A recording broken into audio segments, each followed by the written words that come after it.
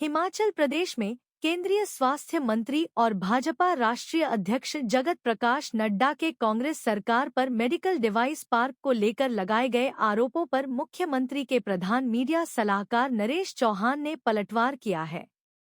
नरेश चौहान ने कहा कि जेपी नड्डा ने हिमाचल से जुड़े जिन प्रोजेक्ट्स को लेकर सवाल उठाए हैं, वे पूरी तरह से भ्रामक और तथ्यहीन हैं।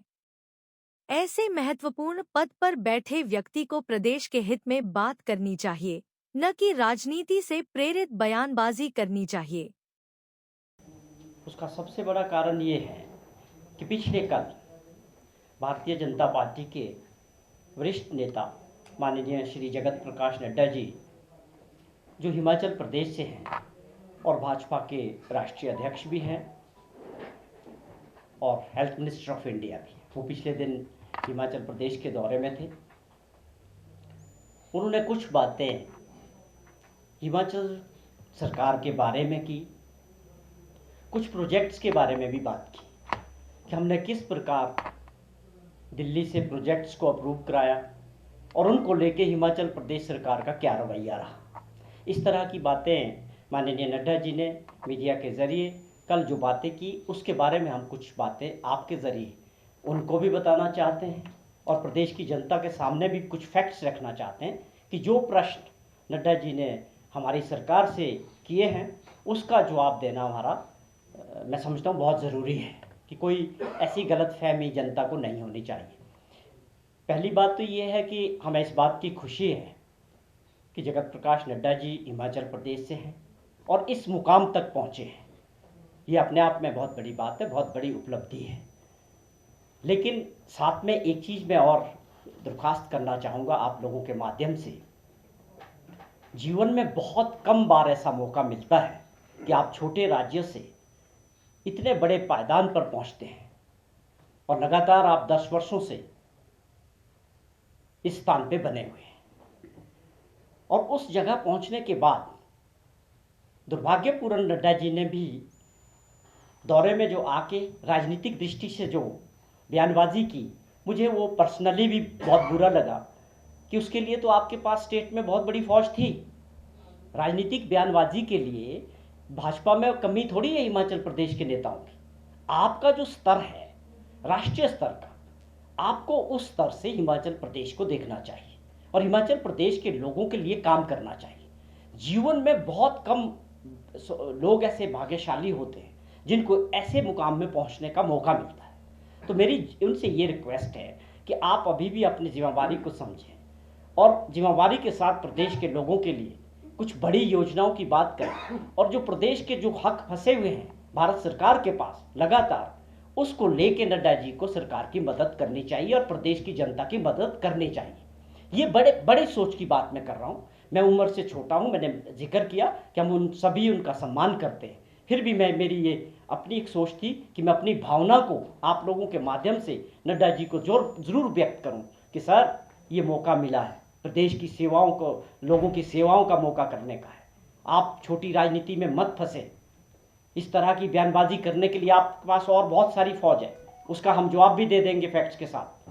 लेकिन मैं सम्मानपूर्वक आपसे दरख्वास्त करता हूँ कि आप प्रदेश के जो स्थिति है, प्रदेश के जो बड़े फैसले हैं, जो बड़े कारण हैं जिसकी वजह से हमारे, आप वाटर की बात करें, वाटर राइट्स की बात करें, जो लड़ाई प्रदेश सरकार लड़ रही है, या और दूसरे जैसे बीबीएन की बात करें, वहाँ हमारे अधिकार फंसे हुए हैं, उसकी लड़ाई हमारी फंसी हुई है। और जो हमारे पावर प्रोजेक्ट्स जो गलत तरीके से साइन किए गए इनके साथ, उसमें हमारी लड़ाई है। या आप समझें कि जो आपदा के समय का 10,000 करोड़ के करीब जो है, जो भी आंकलन हुए थे, जिसमें भारत सरकार की खुद की टीमें आई थी, उनके द्वारा जो हमने सबमिशन किया है, उसमें जो पैसा मेरे को मिलना चाहिए प्रदेश की जनता को, उसमें आपकी मदद होनी चाहिए थी। या एनपीएस के तहत 9200 करोड़ रुपया जो हमारे सरकारी कर्मचारी भाइयों का दिल्ली के पास भारत सरकार के पास फंसा हुआ है, उसमें आपकी मदद की ज़रूरत होनी चाहिए थी। आपको उसमें खुले दिल से प्रदेश की सरकार की मदद करनी चाहिए थी, वो प्रदेश के लोगों की मदद होनी चाहिए थी, क्योंकि आप आज ऐसी जगह बैठे हैं जहां आप प्रदेश के लोगों की मदद कर सकते थे। तो दुर्भाग्यपूर्ण वंश आपने जो कल मुद्दा उठाया, मुझे उसका जवाब देना पड़ेगा, क्योंकि प्रदेश की जनता को जानना चाहिए और हमारा पक्ष क्या है सरकार का, किन कारणों से वो आपने जो मेडिकल डिवाइस पार्क की बात बद्दी के अंदर नालागढ़ में जो बन रहा था उसको लेके नड्डा जी ने कल बात की और हमारी सरकार को भ्रष्ट सरकार कहा हिंदुस्तान का कि कांग्रेस के अंदर जितनी सरकारें हैं सबसे भ्रष्ट। बहुत दुर्भाग्यपूर्ण स्टेटमेंट है। आपको अपने प्रदेश के बारे में राष्ट्रीय स्तर पर होने के नाते इस तरह की बयानबाजी से बचना चाहिए जिसमें कोई फैक्ट्स नहीं है।